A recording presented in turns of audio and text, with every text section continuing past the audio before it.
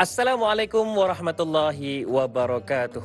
Allahumma salli ala sayyidina Muhammad wa ala alihi wa sahbihi ajma'in. Ya Allah, ya Tuhan kami, permudahkanlah segala urusan kami buat hari ini, ya Allah. Dan janganlah Engkau berikan kepayahan buat kami, ya Allah, untuk mengejar redha-Mu, ya Allah. Amin, amin, ya Rabbal Alamin.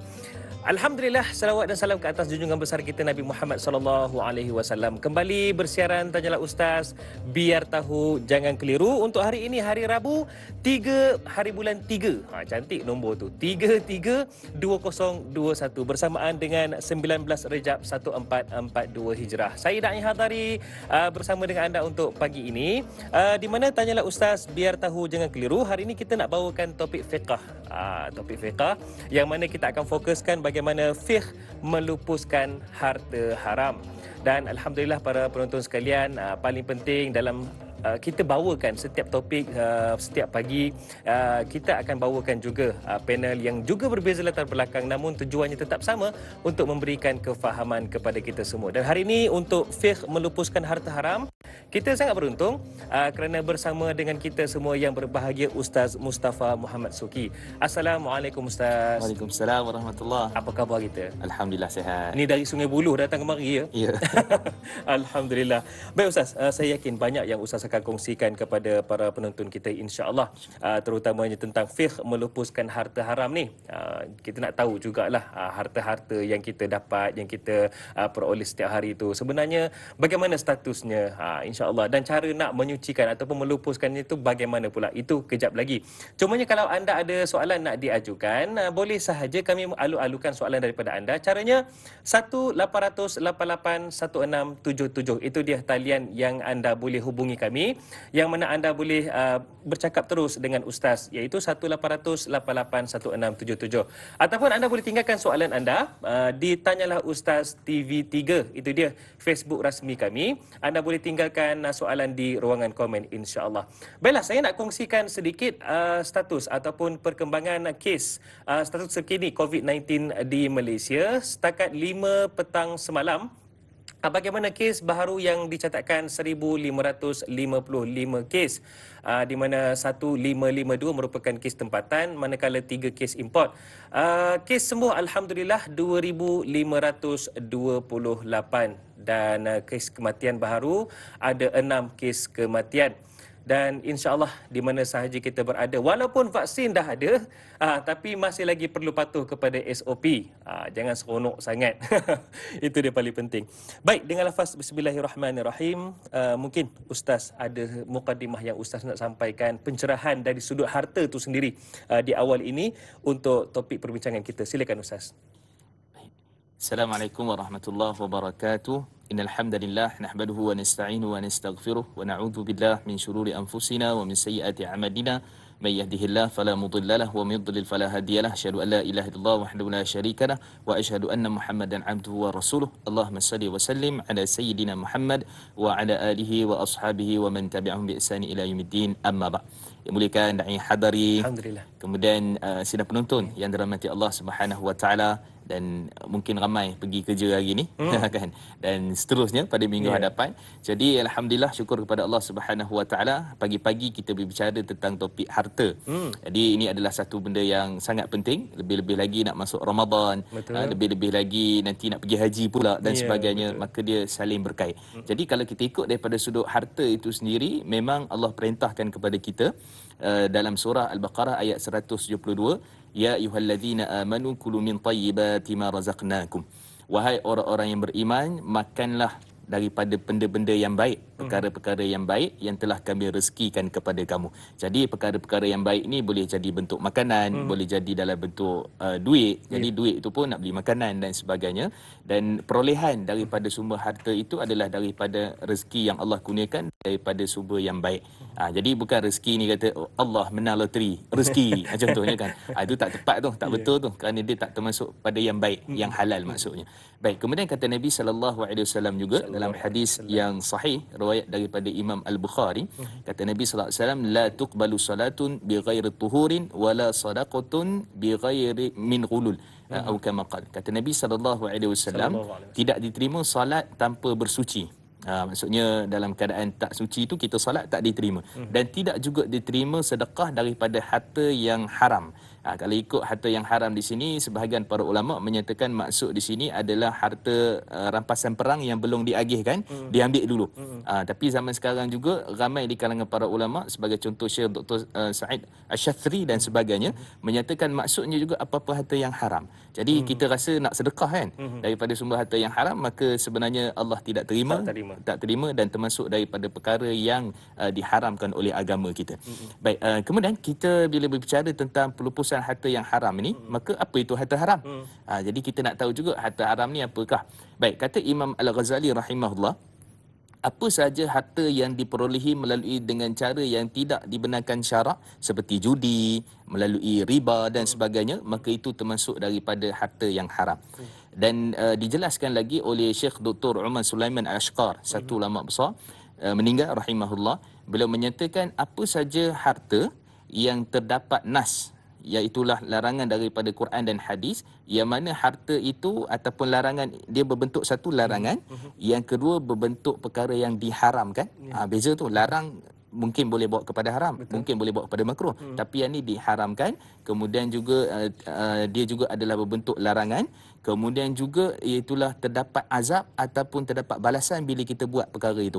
Jadi semua perkara-perkara melibatkan harta daripada hadis, daripada ayat Quran itu ada larangannya, ada kita kata apa tadi, daripada sudut tidak boleh ataupun tidak dibenarkan, dan juga ada azab semua tu, maka semua itu termasuk daripada harta yang diharamkan. Dan jelaskan sikit lagi daripada sudut Suruhanjaya Security Malaysia, satu badan yang paling berautoriti di Malaysia ini, maka mereka gariskan ada berapa 6 ke 7 item yang menyatakan benda itu haram. Pertama, setiap perkara yang terlibat dengan riba, itu adalah perkara yang haram.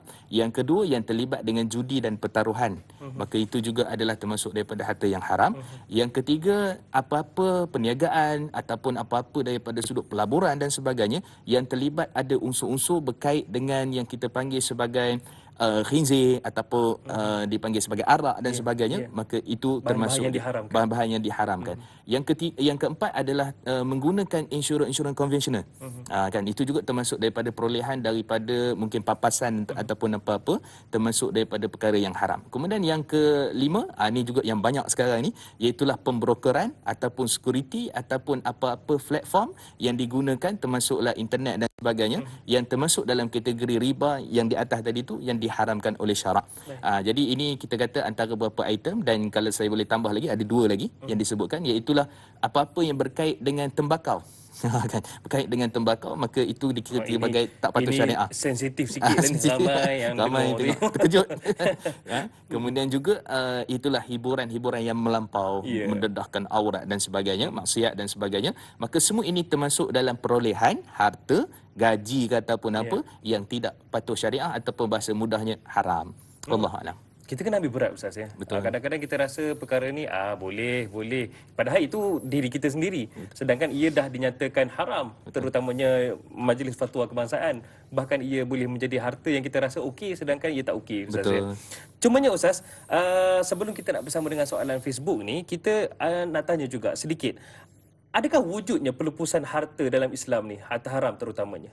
Baik, secara asasnya dinukilkan daripada Imam Al-Ghazali rahimahullah, daripada Muawiyah bin Abi Sufyan, menyatakan maksudnya kita daripada pelupusan harta haram ni, kita tak boleh nak bakar campak ke sungai. Contohnya duit. Itu kan? Membazirlah. Membazirlah. Maka Imam Ghazali kata itu adalah satu pembaziran, dan kenapa tidak dia digunakan untuk maslahah kepentingan kebajikan umum. Maksudnya memang ada cara kaedah, nampak melupus ni dia mesti di tempat pelupusan. Contohnya kan, melupus ni buang ke apa ke? Tak. Dia sebenarnya ada cara dan kaedahnya. Ada cara dia. Kalau nak tahu cara dia, kena tunggu sehingga ke hujung rancangan nanti. Sempat lagi to be continued dekat situ ya. Okey, baiklah Ustaz, ada penonton kita yang tanyakan soalan ni, pengikut setia kita Nur Dahlia Biru di Facebook, katanya, Assalamualaikum Ustaz dan Aida semua kru. Waalaikumsalam. Apakah ciri-ciri harta dan duit haram yang tidak patuh syariah yang harus dilupuskan? Kemudian yang kedua, apakah kesan duit haram yang tidak dilupuskan sesekiranya seseorang itu tidak mengetahui, dia tak tahu duit itu duit haram dan dia gunakan untuk keperluan harian? Silakan Ustaz. Baik, pertama bila sebut tentang ciri-ciri tadi kita dah sebutkan secara ringkasnya ada ribanya, perjudiannya dan sebagainya. Cuma kalau kita buat secara kesimpulannya, mudahnya, iaitulah satu perkara yang mana semua saja larangan daripada Allah dan Rasul, maka itu termasuk daripada sumber harta yang haram. Sebab tu dalam hadis riwayat daripada Jabir bin Abdullah radhiyallahu anhu, Nabi bagi tahu siap-siap. Nabi kata apa dia? Khudh ma hal wad'u ma haram. Ambillah yang halal, tinggalkan yang haram.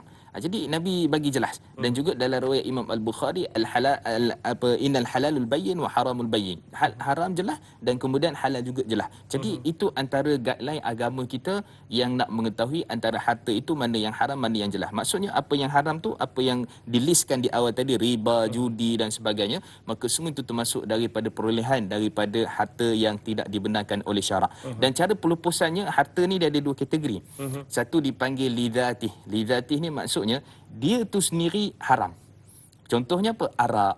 Contohnya apa? Judi. Itu yang dah terang-terang haram. Terang-terang haram jelas. Yang kedua dipanggil likasbihi ataupun li ghairi. Sebab faktor lain. Contoh gini, katalah contohnya buah mangga tu halal, tapi jiran sebelah punya. Kalau kita curi jadi haram. Kalau kita minta jadi halal. Jadi di situ maksudnya dalam mudah ceritanya, katalah contohnya kita ada duit, tapi duit tu kita dapat melalui rasuah. Padahal duit halal pun. Caranya betul dapat, maka insya-Allah dia halal. Jadi cara yang cara rasuah, cara zalim, kaedahnya, maka di situ dia jadi sebagai bukan haram sendiri, dia tu sendiri, tapi haram dengan sebab faktor lain. Jadi dua-dua ni ada kaedah yang berbeza untuk menyuci dan melupuskannya. Dia ada kaedah tentu. Kalaulah secara ringkasnya sebelum kita pergi nanti pada pendetailannya, secara ringkasnya adalah bila mana harta itu daripada yang secara haram itu tadi, contohnya arak, contoh judi, duit daripada sumber arak, daripada sumber judi, yang tu kena lupuskan semua sekali. Semua sekali. Maksudnya kepada siapa? Yang ini nanti kita akan bincang secara detailnya. Dia boleh jadi kepada masalah umum, boleh jadi kepada fakir miskin dan sebagainya. Yang kedua tadi, dia tak boleh lupus macam tu je. Dia tak boleh bawa duit tu pergi umrah ke, pergi haji, cuci duit pergi umrah contohnya. Tak boleh. Dia mesti kena pulang kepada orang tu. Mesti pulang kepada tuannya. Mesti pulangkan. Contoh kalau buah mangga tadi, kena pulang balik. Tu. Contohnya kalau kita kata kita zalim, kita tipu, kita kena pulang balik. Itu memang syarat taubat. Itu memang syarat bertaubat. Kalau tak pulang, dia tak jadi. Jadi ini kita kata menjawab pada soalan yang pertama tadi. Baik, soalan yang kedua, kesan daripada harta yang haram dan sebagainya ni, dia akan beri kesan daripada sudut semua sekali. Solat kita, ibadah kita, sedekah kita, doa kita, semua. Walaupun individu tu tak tahu yang harta yang beliau miliki itu adalah sumbernya haram? Sepatutnya begitu. Tapi daripada sudut syarak, Allah Subhanahu Wa Taala dalam hadis yang diriwayatkan daripada Imam Abu Daud, Tirmizi dan sebagainya, menyatakan bahawa innallaha ataupun rufi'a ummati anis salas ataupun innallaha qad tajawaza ummati anis salasa. Allah telah pun mengampunkan ataupun membiarkan, maksudnya dia tak berkait dengan dosa lah, kepada umat aku dengan sebab tiga perkara. Yang pertama sekali dia khata', dia tersilap. Yang kedua nisyan, dia terlupa, dan yang ketiga wa mastukrihu alaih, iaitu dia dipaksa. Jadi dalam konteks ni tadi, dia boleh kategorikan sebagai dia kejahilan, dia tak tahu. Kan. Jadi sebab tu Allah sebut Rabbana la tu'akhidna in nasina aw akhtana. Kami terlupa dan kami tersalah. Tersalah sini mungkin tak belajar, mungkin tak tahu. Sebab tu surah masjid kena hidupkan fiqh muamalat. Kerana ini adalah satu fardu ain, bukan fardu kifayah, fardu ain untuk tahu halal dan haram, supaya masyarakat celik. Supaya masyarakat celik dan tahu daripada sudut apa yang halal, apa yang haram. Jadi kalau kita kata tak tahu tadi, maka yang tu dimaafkan oleh syarak. Jadi pagi ni dah tahu dah. Jadi kena belajar, kena lihat dan kena bincang dan kena detailkan, jelaskan, maka sudah tahu pada waktu itu dia kena tinggalkan. Jadi tinggal tu kaedahnya ada pelbagai lah, yang insya-Allah nanti kita akan sentuh satu persatu insya-Allah. InsyaAllah kejap lagi kita nak tanyakan Ustaz, ada hadis Nabi pernah menyatakan daging yang terbina daripada hasil yang haram itu hanya layak dibakar dengan api neraka. Apakah hadis itu dan huraiannya? Boleh Ustaz ya? Boleh, InsyaAllah. Kalau anda nak tahu, terus setia bersama dengan Tanyalah Ustaz. Biar tahu, jangan keliru. Kembali selepas ini. Bismillahirrahmanirrahim. Allahumma inna na'udzu bika minal barasi wal jununi wal judhami wa min sayyi'il asqam. Ya Allah, kami berlindung padamu daripada penyakit sopak, gila, kusta dan penyakit-penyakit yang berbahaya.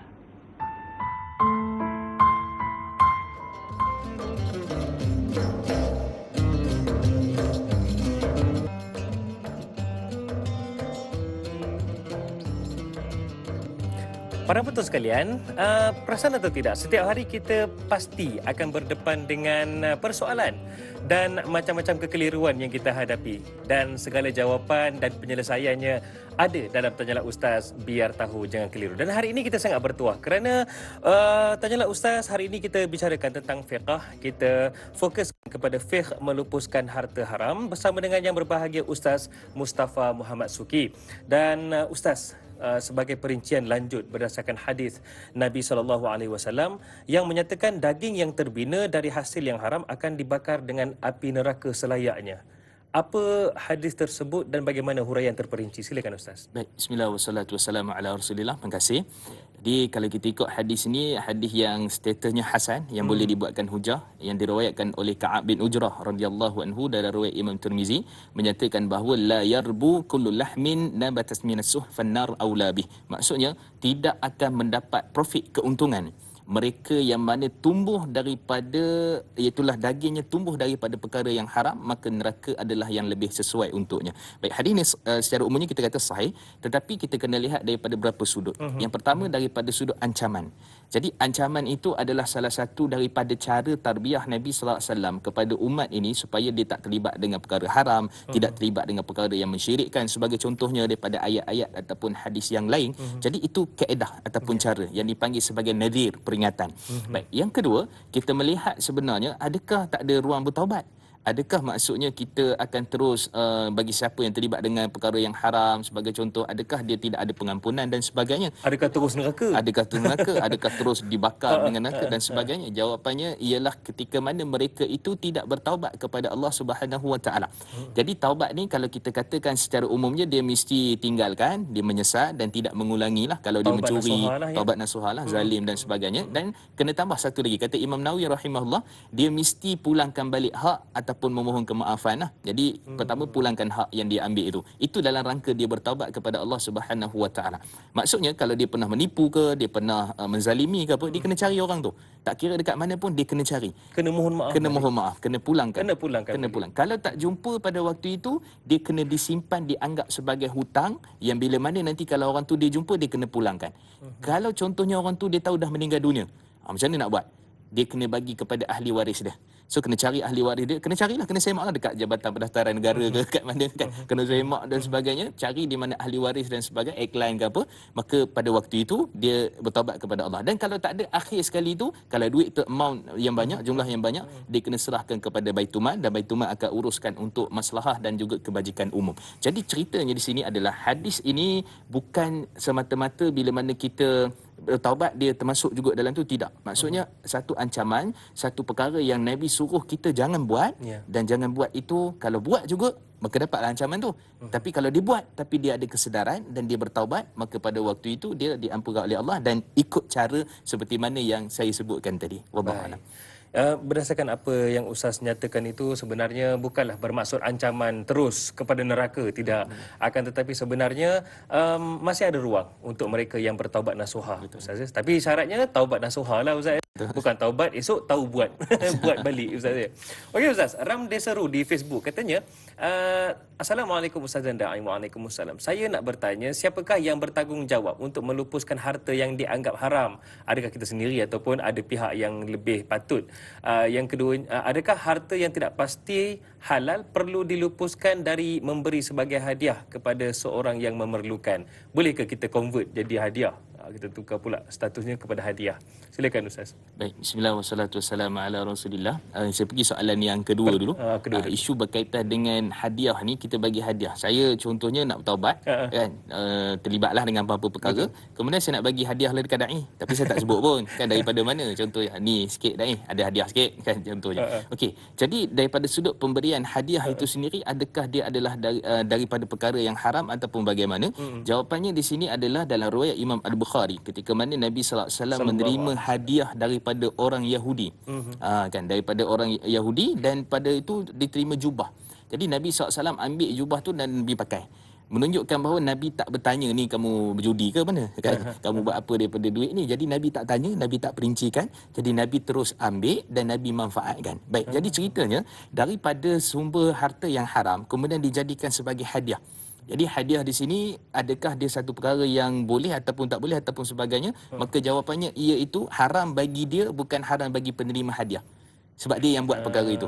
Yang ini yang disebut dalam kaedah perbincangan di kalangan para ulama, tabadul sababul milik qaiman maqam tabadul zat. Maksudnya pertukaran pemilikan itu secara automatik bertukar terus dia punya ain ataupun benda itu sendiri secara hukumnya. Katalah saya tadi terlibat perkara yang haram, jadi saya nak hadiah kepada dai. Jadi dai terima waktu tu, walaupun saya tadi yang buat tu saya, yang kena taubat saya. Dai terima hadiah. Maka pada waktu itu dalam kaedah fiqh, dan ini juga ada asar daripada Abdullah bin Mas'ud, daripada Ibn Abbas, dan juga riwayat daripada Abdullah bin Umar dalam Musannaf Ibnu Abi Syaibah dan sebagainya. Maka mereka ini pernah didatangi oleh seseorang yang dia punya jiran dia riba. Dia jadi ceti kan, main ceti. Kemudian dia pun kata, macam mana ni, wahai Abdullah bin Mas'ud, boleh ke kami makan ke kami apa, dia nanti jemput Pemberian makan, pemberian ke apa semua. Kata Saidina Abdullah bin Mas'ud, kamu terima, bismillah, kamu makan, dosa kat atas dia, dan dia kena bertaubat. Itu dia punya istilah berkaitan dengan hadiah. Baik, jadi soalan yang pertama tadi, Siapakah pihak yang bertanggungjawab pihak untuk yang melupuskan? bertanggungjawab ini sebenarnya pertama sekali kita sendiri.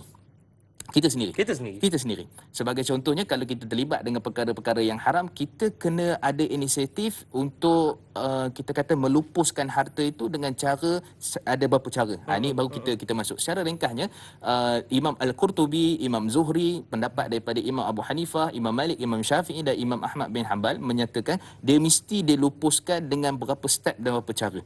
Okey, antaranya pertama sekali dibagi kepada kebajikan umum. Ini termasuklah buat jalan ke, buat jabatan ke, contohnya masa banjir ke apa tu, kita pergi, ni ada sikit duit, jangan bagi tahu duit riba kan. Ni ada sikitlah duit bantuan ke apa kan. Tapi kita tu niat tu memang wajib kita kena lupuskan. Kena bagi ke masalah umum sebab mereka tidak haram, bagi kita yang haram sebab kita yang buat.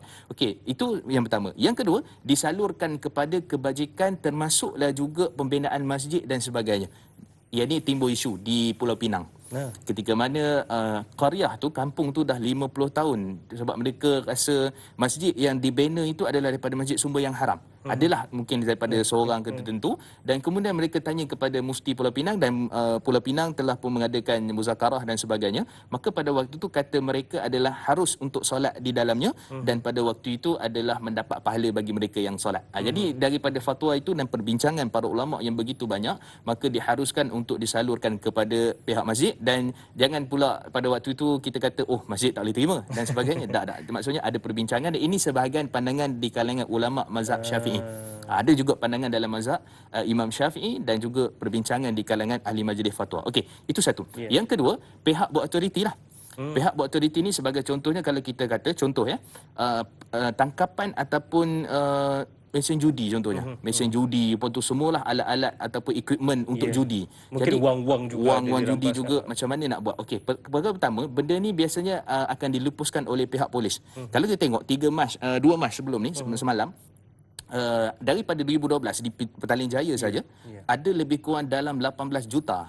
Itulah jumlah semua mesin judi dan sebagainya. Jadi pihak polis pada waktu itu, PDRM, nak melupuskan perkara itu, dan lupus itu ada sebahagiannya di kalangan mereka sendiri menyatakan maksudnya bila dah lupus, kemudian boleh kita semula pula. Sebab ni mesin judi ni. Dan dia dah memang diprogramkan supaya dia jadi mesin judi lah kan.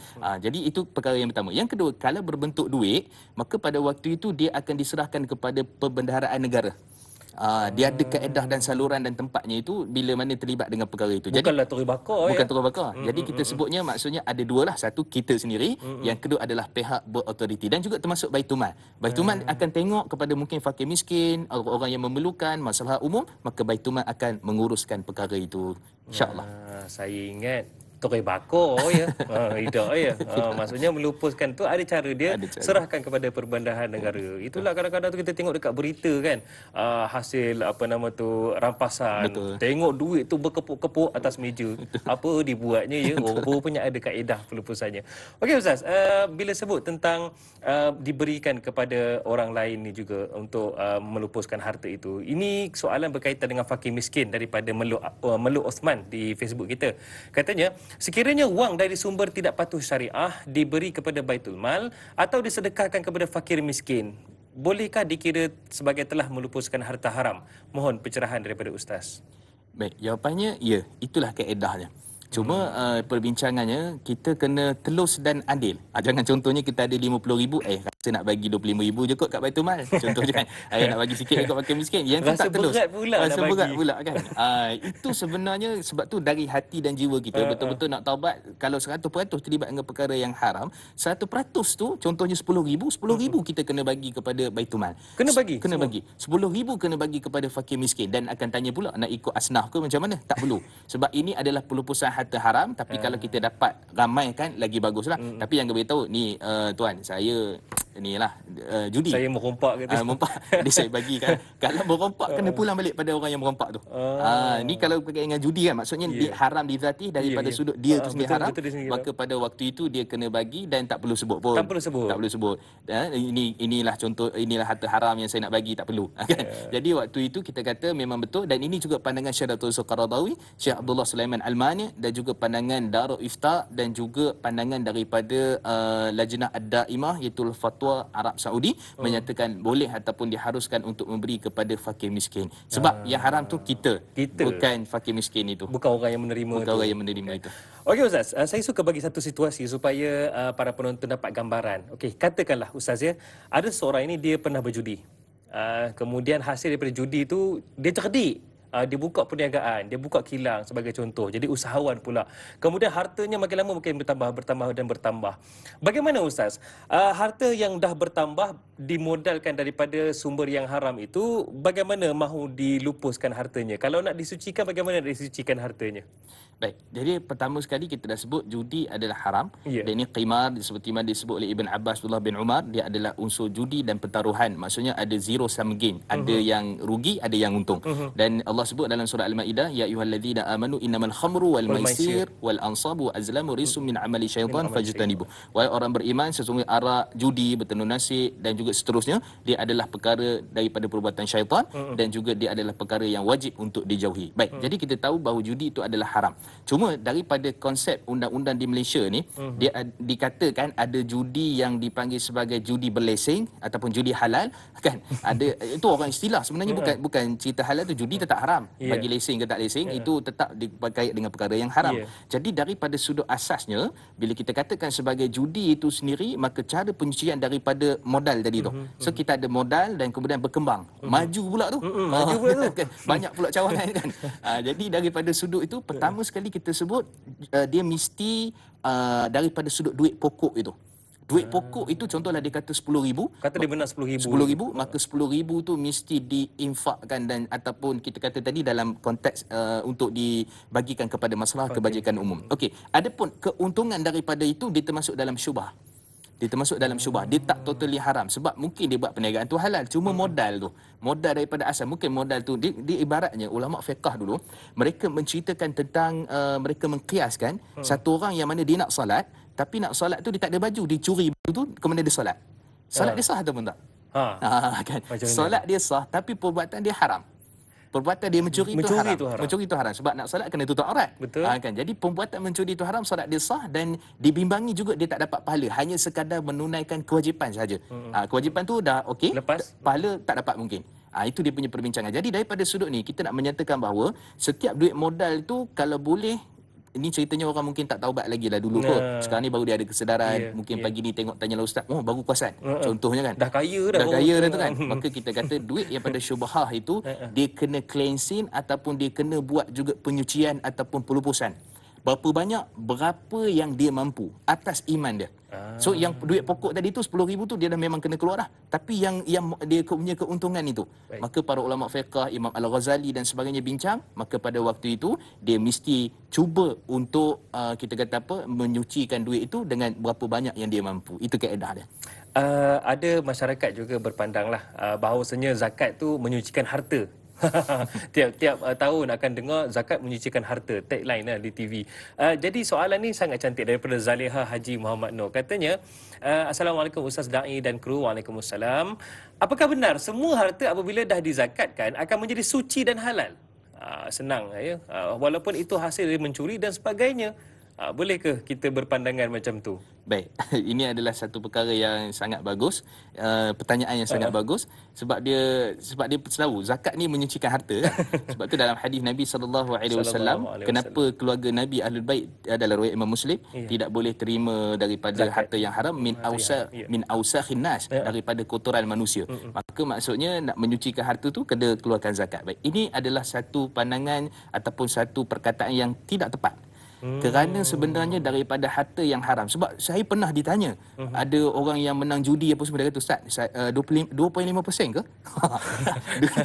Menang Sikit sangat. menang 50,000 kan. Menang 50,000 ni kira 2.5% kan nak keluarkan zakat. Duit judi tu. Saya kata bukan 2.5%, 100% itu dia mesti diberikan kepada pihak yang sepatutnya. Seperti mana yang kita listkan di awal tadi. Maksudnya tak ada istilah keluarkan zakat untuk menyucikan harta haram, bahkan harta haram itu 100% dia mesti dilunaskan, dilupuskan dengan cara yang kita sebutkan tadi. Tak ada mana-mana fatwa Betul para juga ulama. Ustaz, kalau duit haramnya ada 1 juta, dia kata nak settle 25% je katanya. Tak boleh ya? Tak boleh. Itu daripada sumber yang halal, itu zakatnya. Daripada sumber yang haram, semua itu mesti dilupuskan. Okey, kejap lagi kita nak tanyakan jugalah bagaimana infak kepada fakir menggunakan duit haram ni. Kejap lagi boleh Ustaz ya? Boleh, insya-Allah. Kepada anda semua, terus setia Tanyalah Ustaz, biar tahu jangan keliru. Jangan pergi mana-mana. Kembali selepas ini.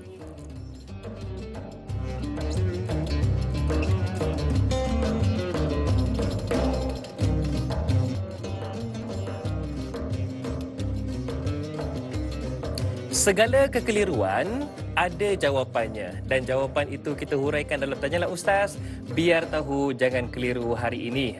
Termasuklah kekeliruan berkaitan dengan penyucian ataupun pelupusan harta haram dalam topik fiqh kita hari ini, dan kita masih lagi bersama dengan yang berbahagia Ustaz Mustafa Muhammad Suki.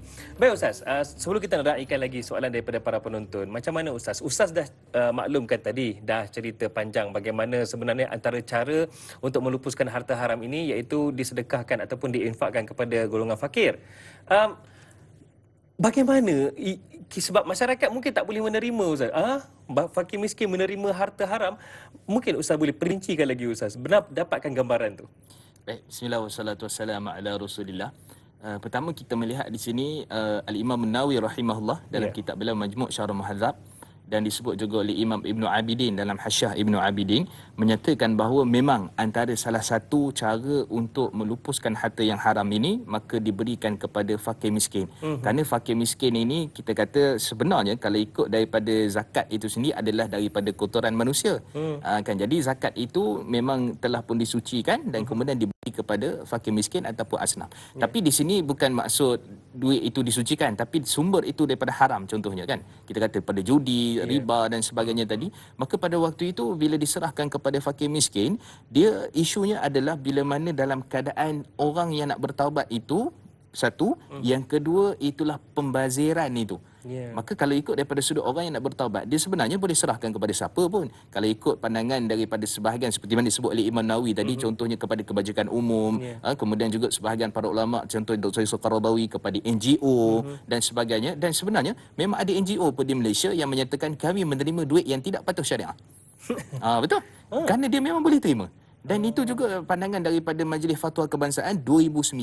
Majlis Fatwa Kebangsaan telah berbincang, maka antara solusi yang mereka menyatakan bahawa ia diharuskan, dibenarkan untuk disalurkan kepada fakir miskin yang memerlukan. Kerana yang haram itu daripada sudut dia sendiri, adapun fakir miskin itu maka pada waktu itu, dan dia tak perlu nyatakan pun lah. Cuma dia wajib untuk, dia bukan kira dapat pahala bersedekah kepada fakir miskin ataupun infak tadi, tapi pahala dia tidak terlibat dengan perkara yang haram. Kerana dia tadi ada ikhtiar diri. Maksudnya tadi tu adalah harta yang haram, kalau diguna makan, minum dan sebagainya haram untuk dia, tapi dia nak menjauhkan harta yang haram tu, dia kena bagi, dia kena lupuskan dengan cara yang begitu. Maksudnya di sini kalau kita kata dengan Majlis Fatwa Kebangsaan, kemudian dengan Imam Nawawi, Imam Ibnu Abidin dan sebagainya, maka pada waktu itu kita kata daripada sudut asalnya maka itu antara salah satu cara untuk melupuskan harta yang haram, diberikan kepada fakir miskin. Okey Ustaz, kita sangat untung sebab pagi ni ada pemanggil di talian. Assalamualaikum. Waalaikumsalam warahmatullahi wabarakatuh. Dai Hadari dan juga Ustaz Muhammad Mustafa Suki. Saya Umar Abdul Majid dari Felda Cini Timur 3, pekan Pahang. Assalamualaikum Ustaz dan Da'i. Waalaikumsalam warahmatullahi wabarakatuh. Haji Umar, Ya, saya ada melabur kat mana-mana ke? melabur tu adalah sikit-sikit, tapi tempat-tempat yang dikatakan mematuhi syariah. Jadi itu je lah yang kita boleh buat ni, ni apa, Da'i ya. Ya, silakan. Jadi Da'i dan juga Ustaz sihat ya. Alhamdulillah khair. Ya, jadi soalan saya begini Baik. Ustaz. Sebab seperti kita kadang-kadang ni ialah nak kata benda ni salah ke macam mana tu, sebab tu nak tanya Ustaz ni biar tahu jangan keliru pada pagi ni. Kadang-kadang kita terjumpa bukannya kita curi, bukannya kita ambil hak orang. Terjumpa contoh barang kemas ke duit ke yang jumlah yang banyak ni Ustaz. Jadi ada yang setengah dia kata, ini aku tak curi, ini rezeki aku jumpa, bukan aku rompak ke apa. Kata, aku terjumpa, dia kata. Jadi soalan saya Ustaz, apakah duit ini pun dikira sebagai harta haram kah?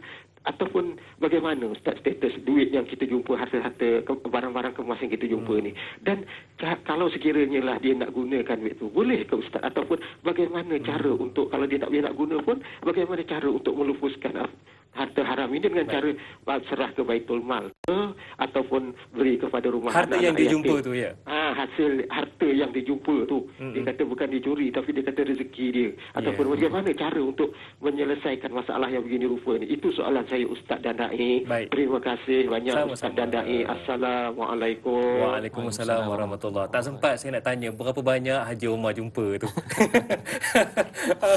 Baik, Ustaz. Kadang tu ada orang terjumpa, sebagai contoh rantai emas, tak tahulah siapa punya terjatuh ke, mungkin ada yang lebih banyak daripada tu. Bagaimana statusnya? Adakah boleh digunakan? Kalau kata tak boleh digunakan, bagaimana cara nak melupuskannya? Itu soalan daripada Haji Omar tadi. Silakan Ustaz. Baik, bismillah wassalatu wassalamu ala Rasulillah. Terima kasih kepada Tuan Haji Omar, soalan yang sangat baik. Okey, pertama sekali sebenarnya dia termasuk dalam bab luqatah. Luqatah ini adalah barang temuan ataupun barang yang dijumpai. Luqatah ni boleh jadi makanan seperti roti ke contohnya. Jumpa dekat mana? Dekat pasar pagi. Tak tahu siapa punya kan. Tiba-tiba letak dalam kita punya ragam motor contohnya kan. Ataupun terjumpa. Boleh jadi dia dalam bentuk apa kita kata yang bernilai tadi tu. Sama ada emas ke mungkin ataupun duit dan sebagainya. Kalau kita dulu masa kecil kita selalu buat perkara-perkara yang khurafat. Yang macam mana tu? Kan jumpa duit 50 sen kat Padang, pangkah. Nanti apa? Nanti supaya duit aku tak hilang. Itu antara perkara yang tak payah pangkah, tak payah apa. Itu sebenarnya luqatah.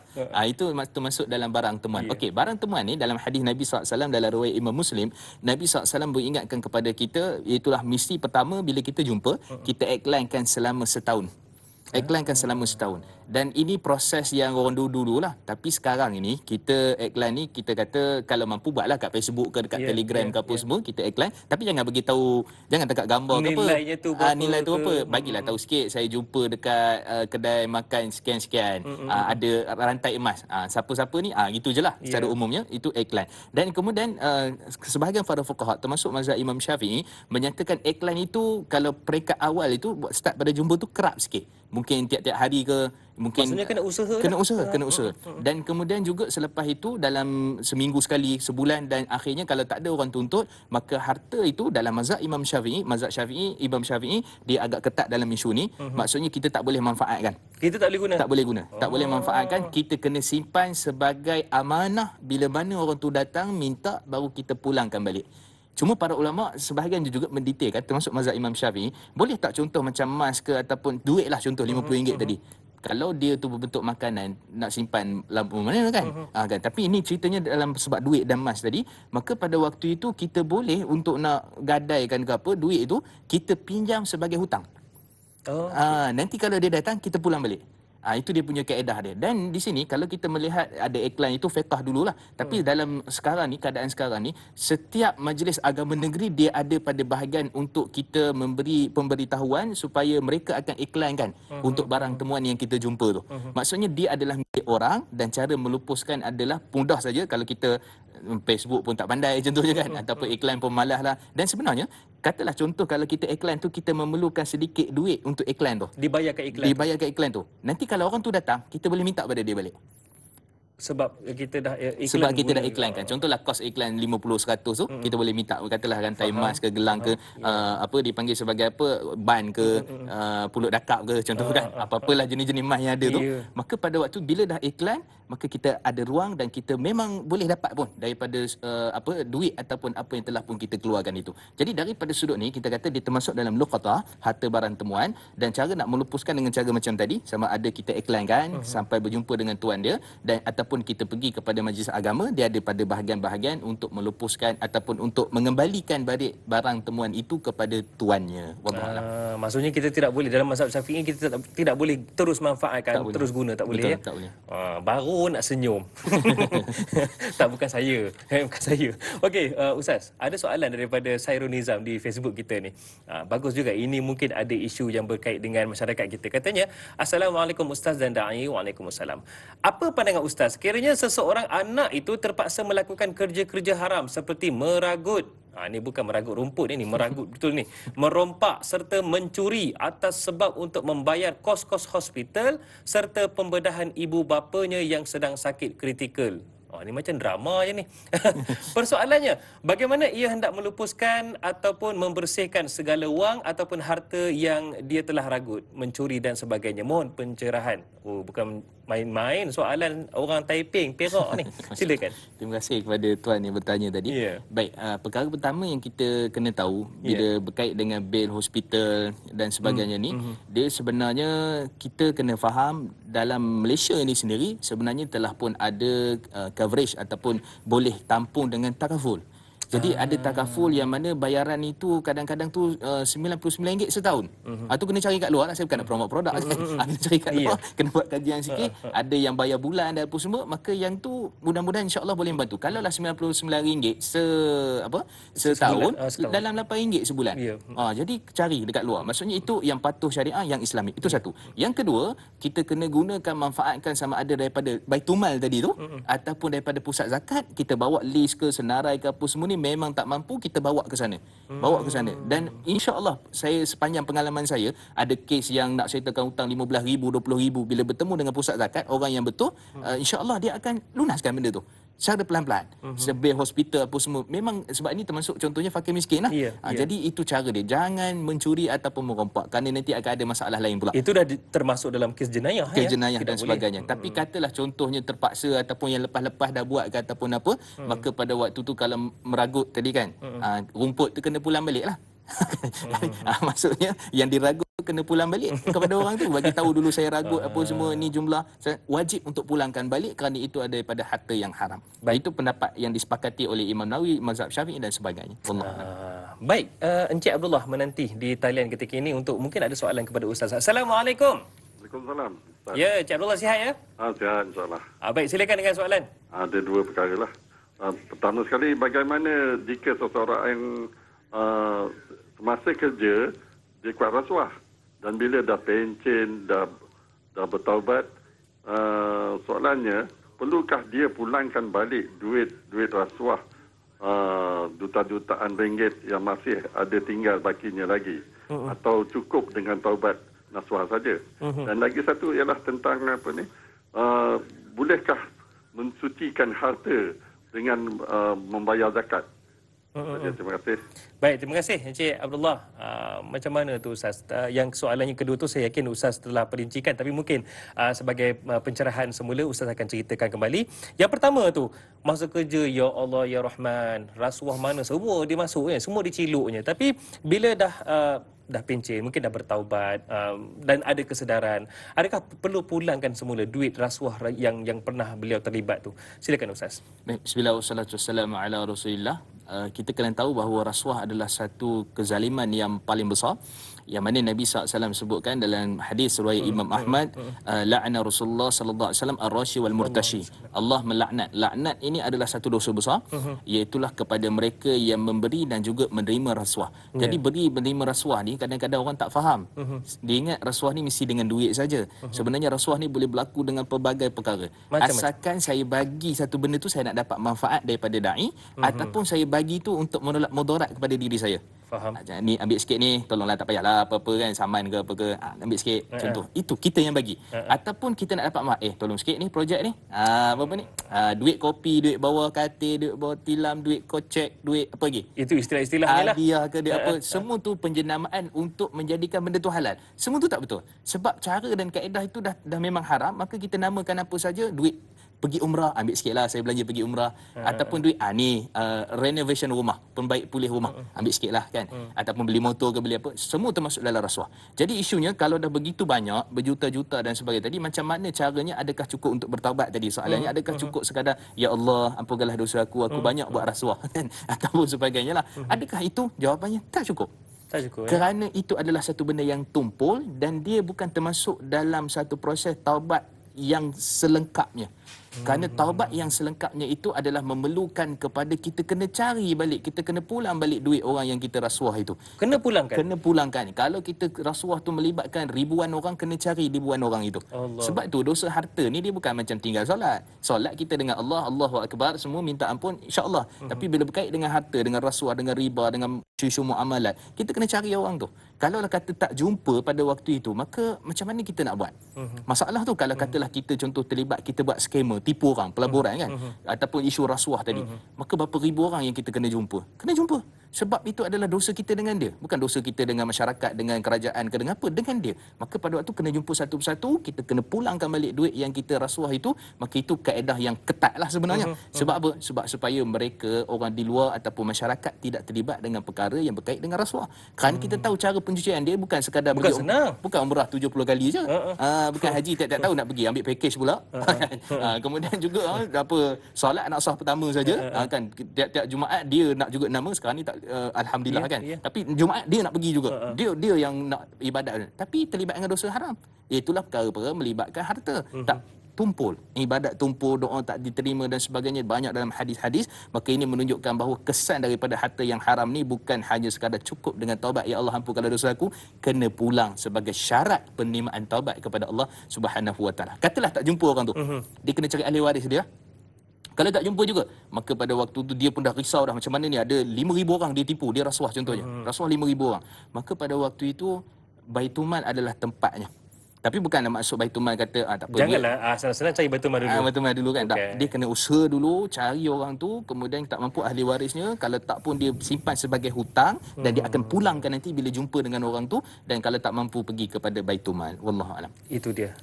Jadi kesimpulannya janganlah terlibat dengan rasuah. Betul. Kalau tidak ada jenuh tumpur teman nak cari balik orangnya, ya.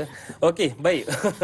Ustaz Faizal bin Ahmad di Facebook kita juga katanya, Assalamualaikum Ustaz dan Da'i. Waalaikumsalam. Seseorang yang menggunakan sebahagian wang hasil judi yang dimenanginya untuk membina rumah untuk kegunaan keluarga. Sekarang dia dah insaf. Bagaimana cara nak membersihkan dosa dan hartanya? Bagaimana pula dengan solat, puasa dan amalan amalan dirinya serta keluarganya yang menetap dalam rumah tersebut? Adakah diterima amalannya kerana rumah yang dibina hasil daripada wang yang tidak halal? Baik, bismillah wassalatu wassalamu ala Rasulillah. Kalau ikut logik akal tu macam nak kena robohkan rumah tu kan. Itulah. Bahagian tandas ke bahagian. Bayangkanlah bahagian tandas renovate dulu guna duit haram. Macam mana tu? Tak masuk tandas tu. Baik, tidak. Islam tidak begitu. Maka Islam melihat kepada masalah kepentingan umum. Sekejap lagi kan hilang sebelah rumah. Kenapa runtuh kan? Duit haram dulu katanya. Ada ustaz TV3 cakap.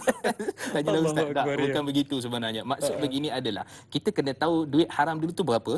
Katalah contoh 10,000 kita renovation rumah. Rumah tu kita kata tak ada masalah, tak perlu dirobohkan, tapi kita kena buat pelupusan dengan duit gaji simpanan kita tu. Ganti balik? Ganti balik. Itu dia punya kaedah dia. Maksudnya duit simpanan 10,000 ke apa, kalau kata contoh tak boleh 10,000, istilah panggil apa, sedebuk ataupun semua, maka dia buat secara bulanan. Buat secara bulanan. Katalah tu Baitul Mal, saya ni ada masalah sebab duit tu banyak, contohnya 10,000 kan. Maka waktu tu kena bincang ke Baitul Mal, pergi, ada bahagian tempat tabung tak patuh syariah itu, saya nak buat bulanan, boleh tak? Boleh, insya-Allah, boleh dirunding benda tu. Maka bincang sebulan, maka dah cukup 10 bulan habislah. Jadi itu cara kaedah dia, dan itu sebenarnya bukti keimanan kita nak taubat sungguh pada Allah. Jadi jangan robohkan rumah, jangan ni kan atap ke apa, jangan. Okey, itu daripada satu sudut. Yang kedua, sah ataupun tidak dia punya solat, amalan dia. Jawapannya di sini adalah amalan dan semua perbuatan dia tu sah.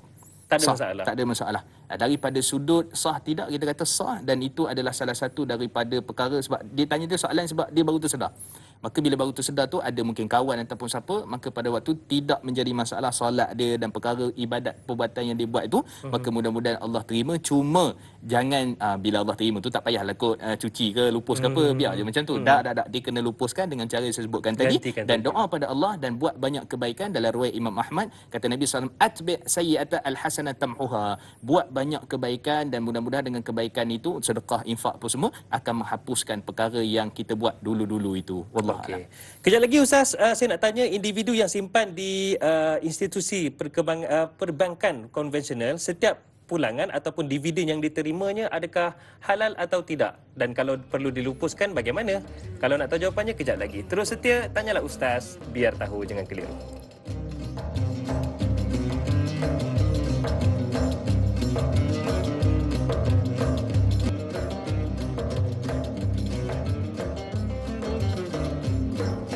Alhamdulillah, tanyalah Ustaz, biar tahu jangan keliru. Kita kembali bersua untuk kita sembang-sembang. Kita bicarakan tentang fiqh, iaitu fiqh melupuskan harta haram, bersama dengan yang berbahagia Ustaz Mustafa Muhammad Suki. Saya kagum dengan para penonton sekalian yang terus setia bersama dengan Tanyalah Ustaz setiap pagi.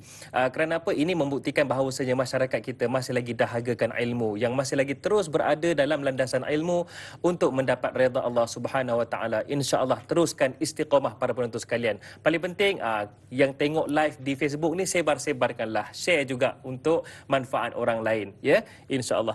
Baiklah Ustaz, tadi sebelum kita rehat ada soalan yang saya tinggalkan, tapi saya nak ajak semua dulu para penonton untuk mungkin kalau ada soalan nak diajukan, boleh hubungi kami di 1800881677. Itu dia talian kami.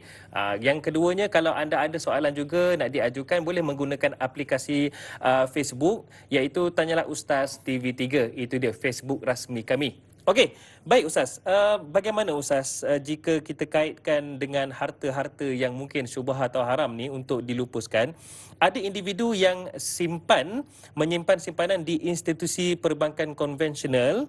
Setiap pulangan ataupun dividen yang diterimanya serta penggunaannya halal atau tidak? Samalah macam soalan daripada Rahimah Saud yang beliau tanyakan juga, bagaimana wang bunga dari bank konvensional diberikan kepada pusat tahfiz dan diberitahu kepada mudir dengan jelas tentang wang tersebut. Adakah pemberi dikira berpahala? Yang kedua, apakah yang pihak tahfiz boleh buat dengan wang tersebut? Silakan Ustaz. Baik, bismillah wassalatu wassalamu ala Rasulillah. Okey, boleh sebut tentang dividen ataupun bunga kan. Jadi semua ni termasuk bila mana dia adalah konvensional, maka semua yang kita dapat itu adalah daripada sumber yang haram. Sumber yang haram. Jadi kalau tanya tadi halal ke haram, maka secara putusnya saya berani sebut, dan ini juga fatwa para ulama menyatakan dia adalah haram. Kenapa haram? Kerana bank akan gunakan duit kita itu seolah-olah seperti mana dia ada kontraknya pinjaman. Bila pinjam, maka pada waktu itu macam mana keadaan duit tu boleh bertambah bila kita pulang. Katalah contohnya kita ada 10,000 letak dalam bank konvensional, dan kemudian pada waktu itu bila bank gunakan duit itu, pergilah mana-mana melabur, dan selepas itu dia pulang balik pada kita dengan dividen tambahan. Maka yang itu ada masalah daripada sudutnya, dan itu adalah riba yang diharamkan oleh Allah Subhanahu Wa Taala. Adapun kalau bank Islam dan sebagainya dipanggil sebagai hibah kerana komitmen kita tu bagi kepada perbankan Islam, dan kemudian bank pun tak ada pun nak kata berapa persen pun, suka bank lah nak bagi. Saya bagi pada da'i contohnya kan, katalah pinjam 10,000, lepas tu tak syarat apa-apa pun kena pulang lebih ke apa semua, tiba-tiba bila da'i bagi ataupun saya bagi da'i pinjam, kemudian da'i pulangkan lebih, contoh 10,000 tambah 100 ataupun 200 contoh. Ini saya susah dulu, saya bantu dia lebih. Itu adalah seperti mana dalam riwayat Imam Al-Bukhari, ahsanuhum qada'a, yang paling terbaik dari kalangan kamu bagi lebih.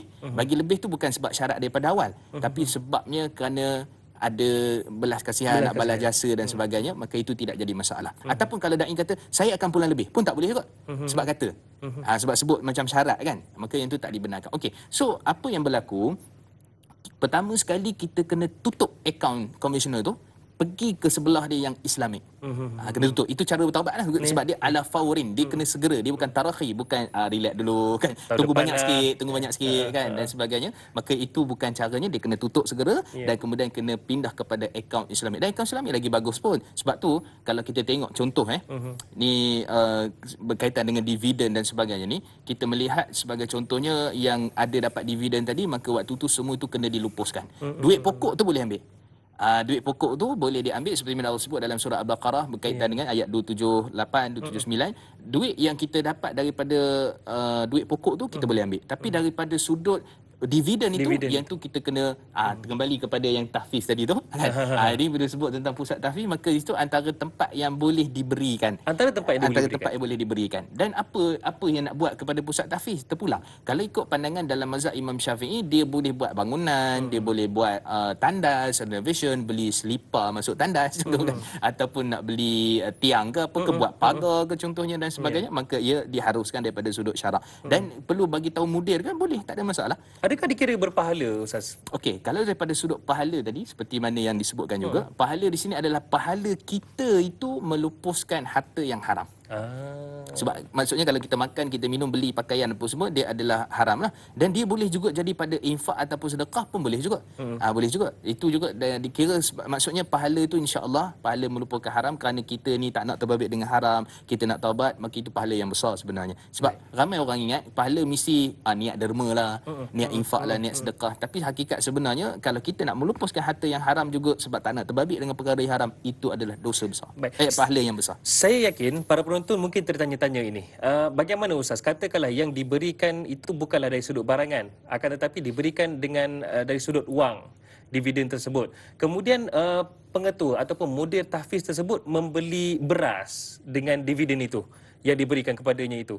Adakah dikira haram juga status beras yang akan diberi makan kepada pelajar-pelajar tahfiz itu? Sekejap lagi tak boleh hafal pula kan?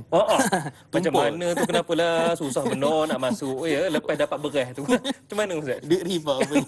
Masya-Allah. Baik. Jadi di sini kalau kita lihat kepada asar daripada Abdullah bin Mas'ud, Abdullah bin Abbas dan juga Abdullah bin Umar radhiyallahu anhu dalam Musannaf Ibnu Abi Syaibah dan sebagainya, maksud di sini adalah dia dah bertukar pemilikan. Dia dah bertukar pemilikan dan bertukar statusnya. Statusnya dah bertukar. Maka sebab tu saya sebut tadi, kaedah fiqh menyebutkan bila mana tabadul sababul milk, bila bertukar sebab pemilikan. Pemilikan tadi haram dia punya, bertukar kepada pemilikan orang lain. Maka dengan itu dia jadi tempat bertukar secara zat. Maksud zat beras itu, beras itu sendiri telah bertukar daripada, kalau dia beli beras tadi dia makan sini haram. Tapi sebab dia beli beras, dia bagi kepada sesiapa, fakir miskin dan sebagainya, maka statusnya bertukar menjadi harus ataupun halal daripada sudut fiqhnya. Itu dia punya perbincangan. Jadi tidak menjadi masalah dan bukan termasuk dalam perkara yang haram. Dia cerita hafal tak masuk apa semua, cerita dia tu. Mungkin mengantuk, mungkin tak fokus. Dia bukan isu tu. Tapi daripada sudut kesan harta tu sendiri sebenarnya memang ada dalam kehidupan manusia. Tapi kalau dia sendiri, kalau dia sendiri, kalau anak dia dibagi harta yang haram dan sebagainya, itu daripada sudut kesan psikologis kan, mesti akan ada. Tapi yang ni bukan isu kita bagi harta haram. Haram untuk kita, halal untuk dia. Itu maksud dia. Baik, itu dia. Kena bagi pencerahan lah kepada semua. Dan Alhamdulillah kita dah dapat pencerahannya. Telah bertukar status. Jangan risau. Itu paling penting. Okey, kita ada pemanggil di talian ketika ini. Assalamualaikum. Waalaikumsalam. Ya, Puan Saloma ya? Ya, saya Puan Saloma. Silakan Puan Saloma. Orang Perak ya? Ya. Sekapel lah kita. Silakan dengan soalan. Macam mana sekiranya kita untuk mengelak aspek rasuah. Contohnya, kita ni sebagai syarikat selalu mendapat projek dan kita tidak akan memberi barang pun rasuah, tetapi atas dasar individu tersebut memang suka meminta-minta mana yang orang yang berhubung beliau lah. Cuma kecuali saya tidak memberi. So tiba-tiba alasan macam untuk mendapatkan faedah pada kita. Alasan meminjam. Kita tahu itu bukan meminjam sebenarnya. Memang kalau kita bagi, benda akan dapat balik pada kita. Kalau kita tak bagi, kita ni macam susahlah nanti untuk berurusan mungkin akan datang. Jadi bagaimana cara untuk ada kita selamat kalau kita alasan meminjam? Menggunakan alasan meminjam untuk mendapatkan rasuah. Ya. Baik, terima kasih Puan Saloma. Itulah. Memang tak nak bagi kita. Ya, ini memang kes yang banyak berlaku ni. Baik, terima kasih Puan Saloma. Terima kasih sama. Saya Baik, tunggu Assalamualaikum. Waalaikumsalam. Itu dia Ustaz, menggunakan alasan meminjam. Padahal hakikatnya satu konsep je nak menerima rasuah untuk dapatkan satu-satu projek tu. Dan ini sebenarnya banyak berlaku Ustaz. Bagaimana Ustaz? Silakan. Baik, bismillah wassalatu wassalamu ala Rasulillah. Dia masalah yang paling parah dalam masyarakat kita ni bila sesuatu yang haram itu telah pun dinormalisasi. Itu benda yang paling parah. Terutamanya ia banyak berlaku Ustaz. Sebagai info lah, ada juga kontraktor-kontraktor yang pernah juga berlaku bertanyakan soalan juga kepada saya sebelum ni. Silakan Ustaz. Itulah maksudnya kita kata masyarakat kita hari ini telah nampak ini adalah satu daripada perkara yang mana biasa. Dia pun buat, orang tu pun buat. Saya buat juga lah, tak ada masalah. Orang tu, maksudnya kalau kita tengok isu berkaitan dengan moral dan adab dalam negara kita ni, mesti ada isu di sebaliknya isu rasuah. Kita ceritalah tentang apa sekalipun, cerita tentang isu daging kartel haram ke apa semua, isu kita duk nampak isu daging. Sebenarnya bukan isu daging, isu apa di sebalik itu. Kita akan nampak bahawa di situ adanya orang yang memberi dan menerima rasuah.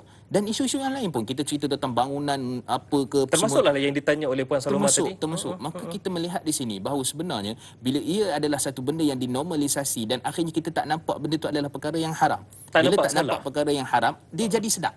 Allah. Sebab harta haram ni memang dia akan jadi sedap. Sedap bila mana kita terima tu, dekat akhirat tak sedap lah kan. Dia sedap tu kan, dia bakar je kan. Dan di situ. Jadi kita kata daripada sudut ini, kalau kita katalah rasuah tu, contoh saya nampak gambaran beginilah contohnya tadi. Maksudnya da'i ataupun saya nak luluskan satu projek tapi da'i kena bagi saya pinjam duit lah. Bukan bagi hadiah. Tapi konsep dia pinjam. Adakah dia termasuk dalam ceritanya rasuah ataupun tidak? Kita kata termasuk. Kerana ada manfaat di situ. Manfaat apa? Saya dapat meminjam. Sebab tu kalau ikut Imam Abu Hanifah dan juga mazhab Imam Abu Hanifah menyatakan kalau saya bagi da'i pinjam satu benda ataupun katalah duit 100, bila mana contoh musim hujan kan, musim hujan, da'i lalu dekat rumah saya, da'i tak boleh berteduh dekat rumah saya. Sampai tahap begitu. Kerana dibimbangi ada unsur, kenapa kamu berteduh dekat rumah orang yang pernah beri kamu hutang? Ni ceritanya apa ni? Nak kurangkan hutang ke? Ataupun apa nak tambah hutang ke? Macam mana tu? Imam Abu Hanifah sangat concern, sangat ambil berat tentang isu ini. Jadi kalau kita kata daripada sudut masyarakat kita pada hari ini, kita kena jelas bahawa ini adalah benda yang bukan norma sebenarnya. Bukan benda yang biasa-biasa, tapi adalah benda yang diharamkan oleh Allah Subhanahu Wa Taala dalam bentuk pinjaman ke, bentuk apa sekalipun, asalkan nak dapat manfaat, nak tolak mudarat pada diri dia. Maka pada waktu itu termasuk dalam perkara yang diharamkan oleh Allah Subhanahu Wa Taala. Jadi hati-hati dalam bab ni, apa keadaan sekalipun, sebab ini melibatkan urusan akhirat kita. Saya tak ada masalah kalau itu urusan dunia ke apa, tapi urusan akhirat kita lebih besar untuk kita fikirkan apa yang berkait dengan harta kita. Itu dia, kena ambil berat lah Ustaz. Jangan kita buat tak apa kot, okey kot, tengok orang ni okey je. Jangan, bahaya. Kena hati-hati. Baik Ustaz, Saziatul Siddiq di Facebook kita katanya, Assalamualaikum Ustaz Da'i. Waalaikumsalam.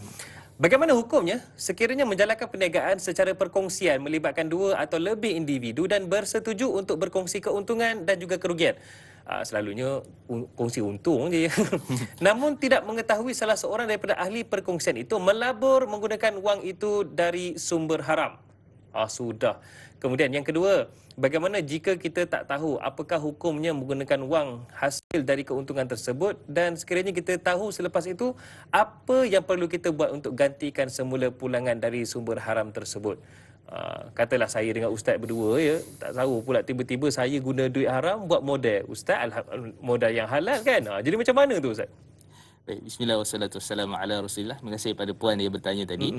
Bila kita sebut tentang perkongsian ini, dia adakah sebenarnya perkara yang dibenarkan ataupun tidak? Dia sebenarnya harus untuk kita berkongsi pelaburan, pendidikan, perniagaan khususnya daripada non-Muslim. Tak ada masalah. Tak ada masalah. Sebab syarat untuk kita berniaga, berurus niaga itu dalam fiqh muamalat, bukan syarat pertama mesti Islam. Syarat pertamanya balik, berakal dan seterusnya. Jadi kalau kita melihat pada konsep jual beli, konsep perniagaan, pelaburan itu, hukum bermuamalah itu adalah harus. Cuma kita kena tengok daripada sudut asasnya. Sebab tu para ulama fiqh menyatakan bahawa la tusyarrikuna yahud wal nasara illa fi aidi muslim. Mereka menyatakan bahawa ataupun sebahagian menyandarkan kepada asar, iaitu perungkapan pada sahabat, janganlah kamu bersyarikat dengan orang-orang Yahudi ataupun Nasara, melainkan saham dia, pemegang dia ataupun ketua dia di tangan orang Islam. Nampak? Maksudnya di sini apa tujuannya? Supaya nanti dia tak mudah-mudah untuk kontrol riba jalan, judi, rasuah jalan. Maksudnya pembuat keputusan tu mesti Muslim. Mesti Muslim. Dia dibagai kepala kantor. Lama tak dengar ayat tu. Maksudnya ketua pejabat tu ataupun CEO dia mesti di tangan orang Islam. Kerana dia akan buat keputusan yang halal lah. Tapi kalau dia pun tak faham, masalah juga. Mana halal mana haram. Jadi dia kena faham fiqh muamalat. Maka pada waktu itu secara ringkasnya maka dia tak terlibat perkara yang haram. Jadi saya sebut tadi, katalah contoh dia daripada modal judi ke apa, loteri ke apa semua, dia pun ni pada, dan kita tak tahu. Tak tahu. Tapi kita sebenarnya kalau kita ikut, kita jual beli pun macam tu. Kan? Kita pergi dai, pergi beli dekat luar, tengok ni pergi beli pada contoh teringin nak makan durian. Durian tu contohnya milik Acong contohnya. Bagi je kan, dia pun tak tahu ni modal durian daripada mana kan. Seterusnya. Jadi sebenarnya Nabi SAW sendiri pun praktik benda tu. Dalam riwayat Imam Al-Bukhari, ketika mana Nabi SAW menggadaikan baju besi kepada orang Yahudi dan Nabi pinjam duit daripada orang Yahudi untuk beli makanan. Tak ada masalah. Nabi tak tanya ni duit pada kamu ni pada riba ke apa. Jadi tak. Maksudnya kita dalam bab muamalat ni agak luas dia punya prinsip dia, akan tetapi kita mesti pegang daripada sudut kita sebagai seorang Muslim, sebagai ketua, dan juga mesti kita memastikan tidak terlibat daripada perkara yang haram. Jadi duit daripada pelaburan apa semua tadi kita tak perlu tanya pun sebenarnya kan. Tapi katalah contoh dia sendiri transparent kata ataupun berterus terang menyatakan ini pada duit judi, kalau tak terima lagi cantik, tak terima lagi molek, lagi baik, itu lagi bagus. Tapi secara umum kalau dia tak bagi tahu apa semua, maka kita boleh untuk menyatakan perkara. Dan sebab tu Imam Ibn Hazmin dalam kitab beliau Al-Muhalla menyatakan bahawa la nas'alu anha, kita terima je, kita tak tanya pun daripada dia. Jadi pada waktu tu boleh untuk masyarakat, tuan-tuan ada kawan jagi kan masalah bila sebut tak boleh. Ramai gulung tikar syarikat. Sebab pemegang share dia tu kadang-kadang tu adalah non-Muslim. Jadi kita kata harus, dan dalam masa yang sama mesti orang Islam, orang Muslim yang buat polisi itu ke tempat yang halal dan sebagainya. Satu lagi kekeliruan Ustaz. Katakanlah ada seorang Muslim ini ketika zaman mudanya memang terlibatlah dengan harta-harta haram ini. Jadi bila dah ada kesedaran dengan melakukan umrah atau haji menggunakan pendapatan haram itu dengan niat menebus harta tersebut untuk ibadah, adakah dibolehkan? Mungkin jawapan lebih kurang dalam 2-3 minit sebelum kita nak rehat ni. Silakan. Okey, bismillah wassalatu wassalamu ala Rasulillah. Pertama, kalau duit itu daripada sumber yang dia sendiri haram dengan sebab dia tu sendiri. Maksudnya arak ke, kan jual beli arak ke, judi ke dan sebagainya, maka pada waktu itu dia tak cukup hanya sekadar digunakan untuk pergi umrah. Dia mesti dilupuskan dengan cara yang kita sebutkan di awal tadi. Maksudnya mungkin bagi kepada NGO, mungkin bagi kepada masalah umum dan sebagainya. Tapi bila mana dia melibatkan yang berkaitan dengan contohnya rasuah tadi, maka pada waktu itu dia tak boleh lupuskan bagi fakir miskin ke apa. Dia kena cari orang tu. Cari orang tu dan kemudian bila dah selesai baru dia cerita pergi umrah. Baru cerita pergi. Ataupun dia pergi umrah tu, sebab tu apa syarat jihad? Antara salah satunya adalah bila dia nak pergi jihad, kata Imam bin Qudamah, dia mesti minta kepada orang yang dia berhutang itu untuk dihalalkan. Kalau contoh dia ni syahid ke apa semua, nanti dihalalkan hutang itu. Kalau dia tak mampu balik, sebab dia tak mampu nak bayar, dia pergi jihad, kemudian dia balik dan kemudian mesti minta dihalalkan. Sama juga nak pergi haji. Nak pergi haji sebenarnya antara perkara yang baik untuk kita lakukan, kita mesti minta pada orang, minta maaf ni, saya ada 10,000 je nak pergi haji. Saya hutang dengan awak 5,000, saya tak dapat nak pulang sekarang. Saya minta izin untuk saya pergi umrah. Itu hutang. Apatah lagi perkara duit yang melibatkan perkara yang haram, maka pada waktu tu bukan setakat pergi umrah, pergi haji. Kita kena pulangkan, kena minta maaf dan sebagainya, baru pergi umrah dan haji naik mas sebagai contoh. Kalau kata Ustaz sikit lagi, kalau menaja pula fakir miskin menunaikan umrah atau haji, diharus dan dibenarkan. Itu dia pencerahan kepada kita semua. Alhamdulillah terang lagi bersuluh. Tapi jangan risau, banyak lagi kita akan sembang-sembang dan akan tanyakan Ustaz lagi. Boleh Ustaz ya? InsyaAllah. Cumanya kita tutup dulu di TV3 dan sambungannya di TV9 selepas ini. InsyaAllah kepada anda semua terus patuh kepada SOP untuk kita sama-sama putuskan rantaian COVID-19. InsyaAllah kembali lagi selepas ini. Tanyalah Ustaz, biar tahu jangan keliru.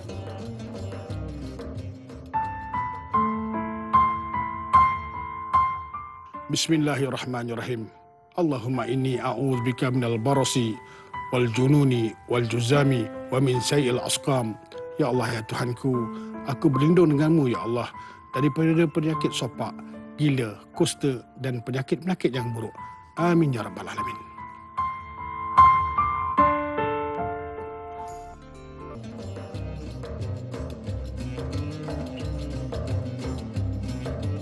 Alhamdulillah, tak kira di mana sahaja anda berada, kembali bersama Tanyalah Ustaz, biar tahu jangan keliru. Artinya terima kasih benar kerana sudi lagi setia bersama dengan Tanyalah Ustaz hari ini. Hari ini kita bicarakan tentang fiqh melupuskan harta haram bersama dengan yang berbahagia Ustaz Mustafa Muhammad Suki. Dan alhamdulillah dari awal tadi kita dah bincangkan banyak perkara, termasuklah status harta itu sendiri bagaimana dari sudut haramnya di mana, kemudian syubhahnya di mana, sehinggalah perincian kepada beberapa kes dan juga situasi. Cumanya Ustaz, kejap lagi kita nak raikan soalan daripada penonton kita. Cumanya kalau anda ada soalan, boleh sahaja hubungi kami di talian 1800 881677 atau boleh tinggalkan soalan anda di ruangan komen di Facebook rasmi kami Tanyalah Ustaz TV3. Okey, itu dia. Yang belum like, sila like sekarang. Boleh suka sekarang, insya-Allah. Okey Ustaz, kembali kepada perbincangan kita. Saya nak tanyakan soalan mewakili para penonton di luar sana yang saya yakin ramai di sini merupakan pencarum KWSP, termasuklah saya Ustaz. Kita semua sedia maklum bahawasanya KWSP ada menyediakan dividen-dividen yang mana manfaat dapat dimanfaatkan ahli-ahlinya. Dan bagaimana Ustaz status penerimaan dividen itu? Bagaimana kita nak tahu haram atau halal? Dan kalau kata haram, macam mana cara nak lupuskannya pula Ustaz? Silakan. Baik, bismillah wassalatu wassalamu ala rasulillah. Da'i banyak ke KWSP? Alamak, dia tanya pula. Okay, sila. Baik, jadi bila kita sebut tentang KWSP, Kumpulan Wang Simpanan Pekerja, dia yang bekerja. Jadi kita kena faham, alhamdulillah dividen telah pun diumumkan. 5.20 untuk akaun komisioner lah, tak patuh syariah. Tak patuh syariah. Tak patuh syariah. Alhamdulillah pula. Kemudian 4.90 untuk akaun yang patuh syariah. Yang patuh syariah. Baik. Yang itu alhamdulillah. Alhamdulillah. Okey. Ceritanya sekarang ni dana ataupun KWSP punya dana ni kita kata lebih kurang dalam 1 trilion. 1 trilion ni banyak mana? Saya pun tak tahulah nak sebut banyak mana, tapi lebih kurang dalam 100 bilion. 100 bilion banyak mana pula? Tuan-tuan kira lah. Banyak benar tu. Banyak betul. Okey. Jadi daripada agihan yang ada tu lebih kurang dalam berapa 14 bilion lebih kurang untuk agihan dividen pada tahun ini. Dan dividen itu dibagi kepada dua. Satu yang pada akaun patuh syariah, satu lagi akaun yang tidak patuh syariah. Ya, ataupun yang mana pelaburan itu banyak ke tempat-tempat yang diragui. Okey. Jadi isu dia sekarang ni macam mana? Kan saya sebut ni tuan-tuan, kalau ada yang nak buat keratan video ke apa, sebarkan lepas ni. Kerana masyarakat kita di Malaysia ni, saya sebutlah lebih kurang dalam 15 juta rakyat Bumi Putera yang Islam, yang mana mencarum dalam KWSP, lebih kurang 7.5% saja yang mana mereka membuka ataupun beralih kepada akaun patuh syariah. Hanya berapa Ustaz? 7.5%. Maksudnya daripada 15 juta, hanya lebih kurang dalam 1.12 juta sahaja. Mana pergi lagi 13 juta lebih? Adakah ini tidak ada kesedaran ataupun sebenarnya mereka masih lagi di awang-awangan ataupun sebab kata, "Oi, banyaknya 5.20." Itu yang tak tukar tu. Okey, saya cerita tuan-tuan. Kalau kita dapat contohnya pokok kita adalah 100k bila kita keluar nanti 100,000.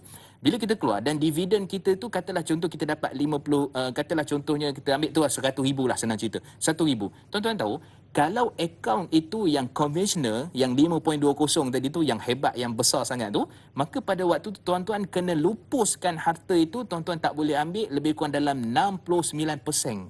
Maksudnya daripada 100,000, tuan-tuan hanya boleh manfaatkan, sidang penonton hanya boleh manfaatkan sekitar lebih kurang dalam 30,000 saja daripada 1,000 dividen yang dapat tu. 70,000 lagi? 70,000 nanti Kena lupus. Kena lupuskan dengan cara teknik yang kita sebutkan tadi. Itu yang tidak patuh syariah. Tidak patuh syariah. Macam mana pula yang akaun patuh syariah? Akaun patuh syariah walaupun dapat 4.90, katalah tuan-tuan tak dapat 1,000, tapi tuan-tuan dapat katalah contohnya 92,000 contohnya. 92,000 tu tuan-tuan boleh keluarkan zakat, bismillah, dan tuan-tuan boleh ambil semua sekali, tak payah cleansing sebab semua itu pelaburannya, semua kaedah yang ada dalam KWSP itu adalah patuh syariah bagi akaun patuh syariah yang halal. Persoalan sekarang, akan ada orang argue, akan ada orang tanya, kenapa tak terus secara automatik je dan sebagainya. Tuan-tuan, nak halal ni dia kena susah sikit. Nak halal ni kena kerja sikit, kena ikhtiar diri sendiri. Jadi sebenarnya kalau tuan-tuan rasa tak ada kenapa tak buat online, sekarang dah ada online. Tuan-tuan buka application KWSP tu, tuan-tuan boleh apply, ada akad, ada kontrak, ada apa dekat situ, apply secara online di atas talian dan insya-Allah tuan-tuan secara automatik untuk tahun depan punya dividen akan ditukar kepada akaun patuh syariah. Nanti akan ada orang tanya lagi, habis tu yang ni kita dah tukar, tak payah cleansing, terus masuk akaun konvensional. Boleh ke tak? Jawapannya tak boleh lah. Dia kena daripada kena awal cleansing lah. Kena daripada awal lah. Sebab tu akaun tu buka daripada awal tu. Dulu tak ada, sekarang dah ada. Jadi wajib saya sampaikan kepada semua, tuan-tuan sampaikan di luar sana, wajib untuk anak kita, keluarga kita, siapa saja yang bekerja untuk tukar kepada akaun patuh syariah. Kalau tak boleh pergi kaunter, buat secara online. Tak boleh secara online, apa lagi kita nak buat kan? Jadi buat betul-betul, dan tuan-tuan insya-Allah di situ baru cerita zakat. Yang tadi tu kita tak cerita zakat lagi tu, yang 100 tu 70 ribu tu kena keluar kan. Yang 30 ribu tu baru cerita tentang zakat. So di sini saya timbulkan kesedaran, dan banyak kali dah sebenarnya asatizah, ustaz-ustaz kita dah bercakap. Jadi tuan-tuan sebarkan, kerana daripada 15 juta baru 1 juta lebih je yang baru ada kesedaran tentang perkara ini. Maka tukar kan. Tukar ke akaun patuh syariah, jangan bertangguh, jangan bertunggu lagi. Sebab apa? Lebih untung sebenarnya. Kita tak perlu cleansing, tak perlu keluarkan, sebab dia semua halal insya-Allah. Pahala pun dapat. Pahala pun dapat. Dan pahala dapat tu satu yang halal, yang kedua mengelakkan diri kita daripada perkara yang haram. Itu dia. Sudah tukarkah? Belum? Kena tukar sekarang kepada yang lebih patuh kepada syariah. Atau tunggu apa lagi? Ampun. Ustaz pun cakap perak sekarang ya. Masya-Allah, orang faham cakap perak lain macam tu. Okey Ustaz, di Facebook kita Ketupat Palas katanya, Assalamualaikum Ustaz dan Da'i. Waalaikumsalam. Sekiranya dah bertahun-tahun wang tersebut disimpan dalam akaun konvensional, macam mana pula cara terbaik untuk kira semula dividen yang tidak Islamik tersebut dan kemudian nak lupuskannya, dan ke manakah saluran terbaik untuk pelurusan tersebut? Yang kedua, macam mana pula sekiranya sistem Islamik tersebut baru saja diwujudkan dan tiada option untuk pilihan Islamik, konvensional saja semasa mula-mula membuka akaun? Macam mana cara pengiraan dividen yang tidak Islamik dalam situasi ini? Adakah dikira dari hari pertama pembukaan akaun? Macam mana tu Ustaz? Dah lama dah tak ada akaun Islamik, baru-baru ni je. Macam mana, silakan Ustaz? Baik, bismillah wassalatu wassalamu ala Rasulillah. Pertama, daripada dividen ataupun apa-apa yang dapat daripada akaun konvensional dan sebagainya tu, jadi dia ceritanya bukan berapa peratus.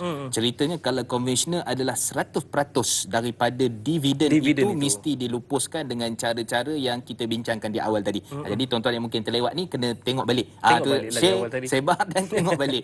Kita akan jumpa macam mana cara pelupusan itu. Okey, itu daripada satu sudut. Adapun wang pokok, katalah contoh kita tak dulu 10,000. Kan kata nanti rugi pula nak tutup. Contoh dia jangan rugi tuan-tuan. Sebab tu Quran mereka Allah menyatakan bahawa wa in khiftum aila, kalau kamu takut apa ke dana, kemudian fasaufa yughnikumullah, Allah yang bagi kamu kaya sebenarnya. Allah Maha Kaya. Allah Maha Kaya. Kalau takut nanti ni rugi ni kan tutup. Tak, banyak akaun Islamik apa semua yang boleh mendatangkan dividen yang lebih tinggi pun sebenarnya, dan halal. Tak perlu nak cuci ke nak lupus ke apa. Okey, so daripada sudut ni, kalau dia harta pokok kita ambil. Itu adalah pokok kita. Adapun dividen kalau konvensional maka kena tutup semua. Timbul dividen pula, tu tak boleh guna. Tak boleh guna. Itu kena lupuskan. Persoalan dia sekarang pula, kalau dulu tak ada. Sekarang ada. Sekarang dah ada kan. Jadi kita kata kalau perbankan Islam di Malaysia ni start 1983. Jadi kalau siapa beli rumah ke apa semua sebelum tu 83 dan apa ke bawah lah, maka pada waktu tak ada akaun, dan sekarang pun mungkin tak ada juga dalam jenis-jenis yang tertentu, tukarlah kepada bank ataupun akaun yang ada Islamik. Itu dia punya kaedah. Jadi kalaulah kata dulu tu tak ada, maka pada waktu tu Allah sebut dalam surah banyak, dalam Al-Maidah dan sebagainya, Allah menyatakan afallahu ammas salaf, Allah mengampunkan apa yang kamu tak tahu ataupun tak ada pada waktu dulu. Imam Syaukani, Imam Ibn Kathir bila menafsirkan ayat ini, mereka menyatakan Allah mengampunkan apa yang kamu tak ada pada waktu itu. Zaman jahiliah, itu istilahnya kan. Zaman dulu memang tak ada, maka sekarang ni dah ada. Contohnya macam kabel SP tadi, kena tukarlah sebab dah ada. Kalau tak ada, okey. Jadi modal apa semua dulu tu macam mana? Maka modal tu kalau dah pergi kepada akaun Islamik dan sebagainya, kita berkadaran kalau mampu untuk nak keluar berapa banyak yang kita mampu sedekah dan sebagainya, atas dasar apa? Dulu kita tak tahu, dulu kita tak mampu, maka dia boleh keluarkan sekadar mana yang kita mampu untuk lupuskan harta tu. Katalah sedekah ke zakat apa sedekah ataupun derma infak, maka keluarkan sekadar yang kita mampu. Okey, Ustaz, ada soalan ni, ini realiti sebenar lah. Ada Encik A, bukan nama sebenar. Dia berkaitan dengan e-hailing ni dan juga status adakah rasuah atau tidak. Tapi soalannya kejap lagi dan jawapannya pun kejap lagi Ustaz ya. Kalau anda nak tahu apa dia, nantikan selepas ini Tanyalah Ustaz, biar tahu jangan keliru.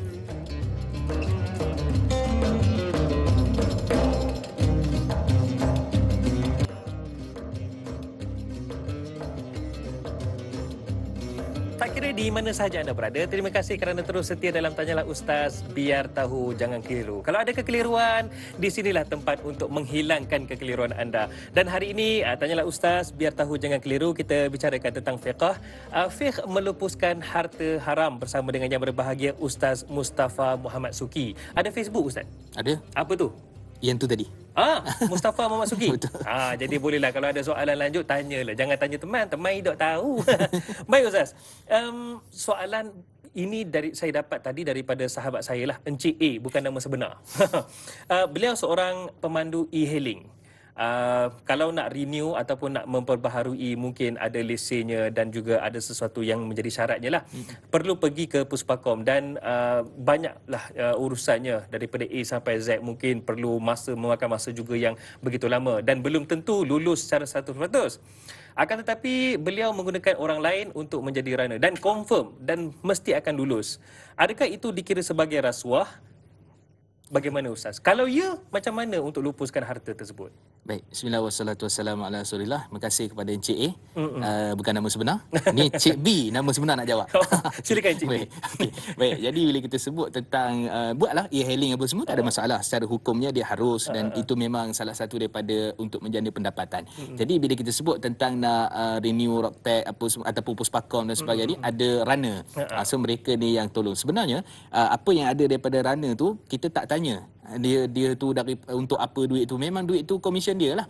Duit tu memang dia punya sebagai tugasan dia, maka contohnya RM60 tapi pergi kat dia mungkin 200, jadi 120 tu mungkin dia punya nak minyaknya, nak pergi, nak beratur, nak tunggu dan macam-macam lagi lah. Maka pada waktu tu kata Imam Ibn Hazmin, fama ghaba anhu la nas'ala an, maksudnya la nas'alu an, apa yang kita tak tahu secara ringkasnya memang itulah dia punya komisen apa yang dia buat, maka waktu tu kita tak payah tanya. Ni itu dikira sebagai upah. Sebagai upah. Ni ada rasuah sikit kat mana-mana ke? Tak payah tanya. Tak payah tanya. Jadi pada waktu itu harus. Dan kita buat tu adalah perkara yang harus dan diharuskan oleh syarak, tak perlu gusar. Dan sebab tu tak perlu untuk kita perdalam-dalamkan, dia pun takkan bagi tahu. Kalau tanya kan, ni kamu nak bagi duit kat mana ni? Untung berapa ni? Tak perlu. Jadi kita bagi tu dengan bismillah dan insya-Allah mudah-mudahan benda tu ada kebaikan untuk kita dan berkat insya-Allah, tidak jadi masalah. Jadi tak perlu risaulah ya. Tak perlu risau. Janganlah fikir bukan-bukan dan jangan tuduh bukan-bukan dan jangan fitnah bukan-bukan. Nanti itu kalau, paling penting. Kalau risau pula takut bakar pula kereta tu. Jangan. Jangan dibakarnya pula kereta tu e-hailing tu ya. Itulah punca rezeki. Okey, Intan Zurina di Facebook katanya, Assalamualaikum Ustaz Da'i dan semua warga Tanyalah Ustaz. Waalaikumsalam. Ada masanya kita melihat barang-barang rampasan pihak berkuasa seperti macam-macam lah, peralatan komputer dan lain-lain kan. Tambah-tambah tengok 999 kan. Dari pusat perjudian haram akan dilupuskan selepas tamat kes di mahkamah. Soalan saya, adakah boleh sekiranya peralatan ini kita reformat ataupun kita format semula dan diserahkan kepada sekolah-sekolah yang memerlukan, kerana pelupusan yang sedia ada kelihatan amat membazir. Diketuknya, dibakarnya kan, macam alamak membazir tu. Ataupun peralatan tersebut memang sudah dari asalnya haram, maka tiada jalan untuk mensucikannya dan diguna semula untuk tujuan yang baik. Boleh ke kita reformat balik Ustaz? Baik, bismillah wassalatu wassalamu ala rasulillah. Kalau daripada pihak PDRM kita dah sebut kan di awal tadi, maksudnya mereka ni kalau dalam bentuk duit maka dia ada serahan kepada perbendaharaan negara. Kalau daripada sudut pelupusan itu, kemudian mereka akan kita semula, maksudnya akan guna balik lah. Adalah manfaat dia tu, sama ada mungkin bahagian tu nak reformat ke, tapi secara umumnya dia akan lupuskan dan kemudian dia akan kita semula, mungkin besi ataupun apa tu akan dijual balik dan sebagainya. Okey, so daripada sudut reformat ataupun format balik, kemudian kita bagi sekolah tahfiz, yang ni kita kena berbincang dengan pihak-pihak yang berautoriti dan pihak yang terbabit. Dia bukan isu sudut hukum, isu sudut undang-undang dan boleh ataupun tidak daripada sudut nak manfaatkan itu. Katalah contohnya komputer riba. Bukan komputer tu buat riba. Komputer tu adalah komputer yang digunakan biasa, yang tuan-tuan beli tu. Jadi waktu tu tuan-tuan ada orang yang beli, dia gunakan untuk mesin judi dan sebagainya lah, buat kita kata benda-benda yang haram lah, perjudian. Maka pada waktu itu kalau kita berbincang dengan pihak PDRM ke ataupun pada pihak custom ke ataupun sebagainya, contoh boleh tak sebenarnya daripada kita lupuskan ni kita format balik dan sebagainya, kemudian beri kepada tahfiz, jawapannya boleh. Harus. Cuma perbincangan itu, cuma pendetailan itu, maka mungkin ada satu garis panduan yang baru ke perlu dibuat ke, ataupun kita kata perbincangan yang RTD contohnya, round table discussion dan sebagainya dengan pihak-pihak authority yang terbabit yang melupuskan itu. Dan ini ada satu benda yang baik sebenarnya. Kan kita tukar balik. Mungkin tapi bimbang juga, takut nanti ada lagi dia punya software tu kan. Jadi berjudi pula kan. Tiba-tiba ada lagi software tu.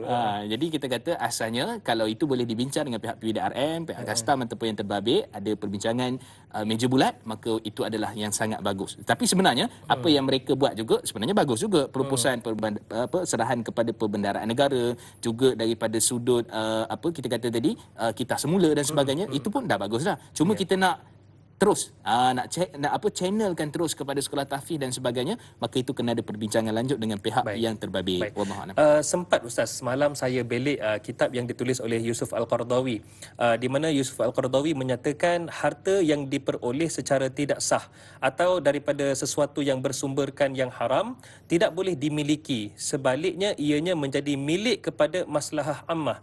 Boleh Ustaz perincikan supaya para penonton lebih faham? Baik, bismillah wassalatu wassalamu ala rasulillah. Baik, apa yang disebut oleh Syekh Dr. Qaradawi itu juga disebut oleh imam-imam yang lain lah, Imam Zuhri, Imam Qurtubi dan sebagainya. Jadi secara umumnya setiap harta yang daripada sumber yang haram itu disebut tadi dia bukan milik peribadi. Maksudnya bukan milik peribadi. Dan jangan kita justifikasikan duit ni, saya bukan makan, saya cuma beli sofa je. Kan sebab ada kan orang macam tu, dia kata saya cuma isi minyak je, saya cuma tukar tayar kereta je dan sebagainya lah. Sebenarnya dia bukan semestinya harta haram tu mesti makan je baru jadi haram. Tak, harta haram kita gunakan apa saja untuk pakai minum, dan itu Nabi SAW sebut dalam hadis sahih riwayat Imam Muslim, wal malbasu haram wa ghudhiya bi haram fa anna yustajab lidzalik. Makan dia haram, minum haram, kemudian pakai dia haram. Sofa tu kan kita pakai, kita tidur, kita duduk, baju kan kita pakai. Jadi kita jangan menggunakan pandangan-pandangan yang tak tahu di mana-mana ni. Ambillah pandangan para ulama berdasarkan hadis dan sebagainya, menyatakan duit pada hasil judi ataupun sebagainya ni dia mesti kita kata dilupuskan dengan cara yang demikian, dan juga kita tidak perlu kepada perkara-perkara contohnya zakat dan sebagainya tadi. Okey, itu satu sudut. Jadi sekarang itu peribadi. Kata Syekh Dr. Qaradawi, kalau dia itu adalah masalah ammah milik kepada umat secara umumnya. Jadi bila sebut masalah ammah ni, pemilik umat secara umum ni, sebagai contoh kita kata jambatan. Jambatan tu semua boleh lalu. Sehingga ada para ulama bincang, kalau contoh kita buat jambatan, kita tar jalan kan, tapi kita kata lebih sikit lah tar jalan kat rumah saya tu, saya yang bagi duit, tapi duit daripada loteri lah. Tak boleh, sebab dia ada kepemilikan peribadi jalan dia tu. Maksudnya dia mesti jalan yang umum. Kalau lah jalan tu kita kata, tapi taklah sampai macam kan, contohnya ini sebab saya duit judi, tapi jalan ni untuk umum masyarakat, saya tak boleh lalu situ, kena lalu dalam parit. Itu taklah macam tu. Islam tak macam tu kan. Jadi kita boleh lalu, tapi tujuannya bukan untuk peribadi. Bukan tar jalan tu rumah kita nak bagi letak cantik dekat laman rumah ke, bukan tujuan peribadi, maka itu yang dimaksudkan untuk kegunaan umum, untuk kegunaan masyarakat, untuk kebajikan masyarakat secara umumnya. Sedikit Ustaz, jika dilakukan ataupun dimanfaatkan untuk ibadah umum, bagaimana? Ibadah umum, sebab tu saya sebut tadi tentang majlis fatwa perbincangan berkaitan dengan di Pulau Pinang tentang isu ibadah umum ni, masjid lah, masjid ataupun surau dan sebagainya, maka ia diharuskan dengan apa, dengan sebab harta itu bukan lagi milik kita dah, tapi dia adalah milik secara umum. Jadi bila milik secara umum ni, kita tak ada hak ke atas masjid surau tu. Kita tak ada, kita nak kontrol, saya nak kontrol lah masjid ni sebab saya bagi duit, tapi duit tu lah kan, tak boleh. Jadi daripada sudut tu, adakah kita boleh pergi ke masjid tu? Sebab tadi duit nak lupuskan harta haram ke apa? Jawapannya kita diharuskan, dan itu bukan dalam kepentingan peribadi kita, tetapi adalah daripada sudut kepentingan umum semuanya dalam bentuk ibadah dan sebagainya. Maka itu fatwa Syekh Dr. Qaradawi, fatwa majlis fatwa Pulau Pinang dan yang selainnya. Wallahu a'lam. Okey Ustaz, Sar Rasid di Facebook kita, beliau bertanyakan dua soalan. Yang pertama, bagaimana cara Rasulullah SAW menggunakan kaedah pengagihan harta haram yang digunakan untuk tujuan maslahah, seperti kambing tanpa tuan yang disembelih dan dijamu kepada tawanan perang. Kemudian yang kedua, jika dahulunya jahil, kini telah mengetahui seluk-beluk perbankan antara konvensional dan juga patuh syariah, bagaimana untuk menebus dosa-dosanya ketika itu yang termakan duit riba dan juga hasil dividen keuntungan simpanan di bank berkenaan? Adakah akan memberi kesan kepada ibadah dan akhlak orang-orang di bawah tanggungannya? Baik, bismillah wassalatu wassalamu ala rasulillah. Bila sebut zaman Rasulullah SAW, betul hadis riwayat daripada Kulayb, Asim bin Kulayb, dalam riwayat Imam Muslim dan juga Imam Bukhari, cerita ketika mana Nabi SAW suruh satu orang ni pergi cari kambing. Jadi dia cari kambing tu tak jumpa tuan dan sebagainya. Kemudian dia balik bawa kambing tu, dan bila Nabi makan, kali pertama Nabi makan tu, Nabi tanya, kamu dapat daripada mana kambing ni? Itu mukjizat lah, kelebihan daripada Nabi SAW. Dan kemudian dia kata dia dapat daripada satu orang yang, maksudnya kambing tu tak bertuan lah. Kemudian Nabi kata, kamu agihkan kepada tawanan perang. Diagihkan kepada tawanan perang. Baik, dalam satu hadis yang lain lagi juga berkait dengan hadis Nabi SAW, ketika mana isu berkaitan dengan zakat. Jadi Nabi ni tak terima zakat, tak terima sedekah. Jadi dia kena tukar kontrak tu, akad tu. Kami tak terima zakat ataupun sedekah. Sedekah tu maksudnya zakat lah. Betul. Tapi kami menerima hadiah. Jadi bila bagi tu adalah contoh, saya bagi ke da'i adalah ataupun saya fakir miskin lah. Da'i bayar zakat kat saya sebagai contoh. Jadi zakat tu tadi tu adalah bayar ke saya. Baik. Jadi daripada lepas bayar ke saya nak bagi hadiah kepada contohnya Ahlul Bait. Kan contohnya yang keturunan Nabi, dia harus sebagai hadiah. Tapi bukan duit zakat. Dia dah tukar kan? Okey, itu dia punya kaedah. Jadi dalam isu yang kita sebutkan tadi, maka pada waktu itu Nabi SAW telah menukar kaedah itu, akad itu, kontrak itu untuk kemaslahatan umum. Itu secara umumnya. Baik, jadi bila disebut tadi kesan pada ibadah, kemudian juga berkait juga akhlak, dengan akhlak, tanggungan dan sebagainya, maka kita kata kalau sekarang ni kita bukan baru kesedar lah. Yang kedua mungkin zaman dulu tak ada. Maka pada waktu itu kita kena tukar segera, kena buat segera, dan taubat ni dia tak boleh tangguh-tangguh. Jadi taubat ni bukan saja Allah astagfirullah, bukan itu saja, kena tindakan. Tindakannya kena tutup dan sebagainya. Kalau dia melibatkan konvensional, benda-benda yang haram, perkara yang haram, dan kita pulangkan sebagai contoh tadi, bila mana libat dengan judi, zalim dan sebagainya, dan kemudian beri tak kesan kepada ibadah dan sebagainya, kita kata bila kita dah bertaubat dan sebagainya, doalah pada Allah, banyakkan amal soleh, banyakkan amalan sunat, mudah-mudahan Allah terima ibadah dan kebaikan kita. Baik, hari ini para penonton sekalian, kita bincangkan tentang fiqh ataupun fiqh melupuskan harta haram. Bila sebut tentang fiqh, ia mesti ada kaitan dengan ibadah kita, dan ia juga berkaitan dengan harta yang kita peroleh setiap hari. Jadi Ustaz, mungkin sebagai pelan tindakan, sebagai mukmin yang dah cakna, yang dah sedar pagi ni yang mana haram, yang mana halal dan mana lebih jelas, bagaimana pelan tindakan selepas ini? Bagaimana, apa perlu dilakukan oleh umat Islam di luar sana? Silakan Ustaz. Baik, bismillah wassalatu wassalamu ala Rasulillah. Pertama, kita dah tahu halal dan haram, maka pada waktu tu kita mesti ada kesedaran dengan ilmu. Maka pagi ni kita dapat ilmu, kita dapat kesedaran, maka kita kena berhenti segera. Bila mana kita terlibat dengan akaun konvensional, bila terlibat dengan insurans konvensional ataupun apa-apa yang berkaitan yang tidak halal, tak patuh syariah, maka berhenti segera, dan pada waktu itu kita kena pergi kepada apa yang patuh syariah, yang halal. Itu kaedah dia. Yang kedua, kalau kita terlibat daripada sudut dah terlibat, dah berhenti dah, dan buat apa?